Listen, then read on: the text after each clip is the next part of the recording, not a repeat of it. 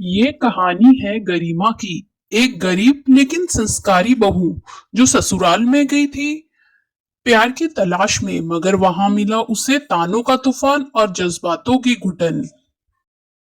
गरिमा का विवेक से प्रेम विवाह होता है और विवेक बहुत ही अमीर खानदान से होता है। हमारी बेटी का ख्याल रखना। आप लोग फिक्र मत करिए, मैं गरिमा का बहुत ज्यादा ख्याल रखूंगा। फिर गरिमा और उसके माँ बाप विदाई की वजह से बहुत ज्यादा रोने लगते हैं। एक तो गरीबी और ऊपर से प्रेम विवाह, दोनों की वजह से गरिमा के ससुराल वाले गरिमा और विवेक से बहुत ज्यादा खफा थे। फिर गरिमा और विवेक जाने लगते हैं। फिर गरिमा के माता पिता बहुत ज्यादा सोच में डूब जाते हैं। और ये है मालविका जी की हवेली, गरिमा की सास। गरिमा और विवेक दोनों ही हवेली पहुंचते हैं, लेकिन उनके स्वागत के लिए वहां कोई नहीं होता। गरिमा बहुत ज्यादा उदास हो जाती है।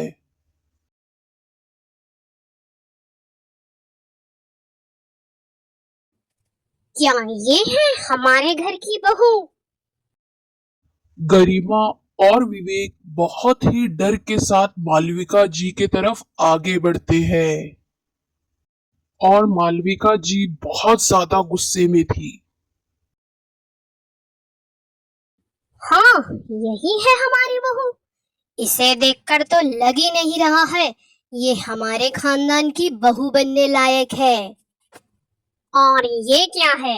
सिर्फ एक साड़ी और चूड़ी, यही दहेज लाई हो अपने साथ?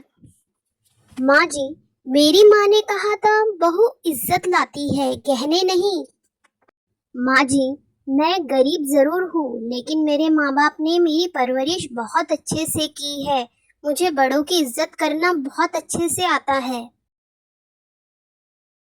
हर सुबह गरिमा 4 बजे उठकर काम करती, पूरे घर को संभालती, लेकिन सास मालविका देवी का दिल कभी न पिघला।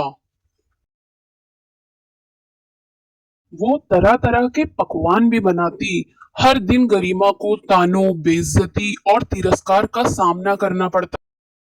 इतनी देर लगी रोटियां सेकने में? गांव से आई हो ना, तहजीब भी वही छूट गई। इससे अच्छा तो हमारे घर की नौकरानी भी ज्यादा सलीके से काम करती थी। कुछ काम वाम तो आता नहीं।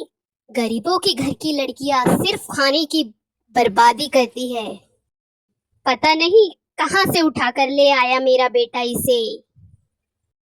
और ढंग से खाना बनाना सीखो, लगता है इसे खाना भी बनाना सिखाना पड़ेगा।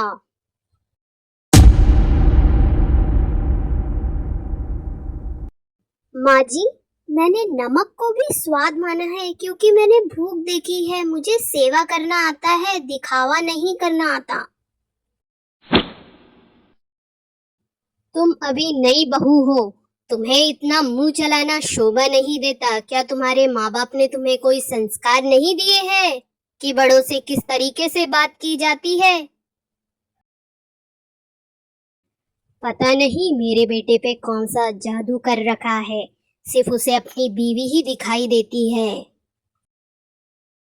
और गरिमा बेचारी सर झुकाकर बहुत उदास होती है और रोने लगती है। गरिमा, माँ अभी हमसे गुस्सा है, तुम प्लीज उनकी बातों का बुरा मत मनाओ। मैं कोशिश कर रही हूँ विवेक, उम्मीद है एक दिन सब समझ जाएंगे। मुझे समझ नहीं आता कि क्या हो रहा है। गरिमा को एक और शौक था, पुराने कपड़ों से सुंदर खिलौने और अच्छे अच्छे बैग बनाने का। अरे बेटी, तुझमें तो गजब का हुनर है। बेच क्यों नहीं देती ये चीजें? ये है उनकी पड़ोसी सुमन देवी। आंटी जी, माँ जी को ये सब पसंद नहीं।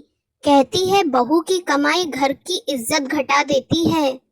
और मैं ये सब चीजें उनकी नजरों से छुपाकर बनाती हूँ क्योंकि मुझे बहुत ज्यादा शौक है। एक दिन घर से सास की अंगूठी गायब हो जाती है। तू ही ले गई होंगी। कौन आया है हमारे घर? तू ही चोर है। मैंने कभी कुछ नहीं लिया माँ जी। विवेक चुप था, घर के सारे लोग भी चुप थे। गरिमा की आंखों में उम्मीदें बूझ गई थी। उस रात गरिमा एक चिट्ठी लिखती है। अगर मेरी मौजूदगी आपको बोझ लगती है तो मेरी गैर मौजूदगी शायद शांति दे। मैं जा रही हूँ माँ जी, आपकी बहू गरिमा। फिर एक दिन मालविका देवी को अपने बिजनेस में बहुत ज्यादा नुकसान होता है। माँ, आज भी हमारी जो डील होने वाली थी वो भी कैंसिल हो गई है। ये सुनते ही मालविका देवी को हार्ट अटैक आ जाता है।